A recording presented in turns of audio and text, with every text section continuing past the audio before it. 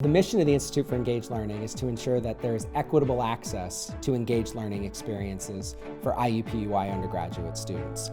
What that really means is we want all undergraduate students at IUPUI to have access to 4 engaged learning experiences, 4 high-impact practices before they graduate, about 1 per year.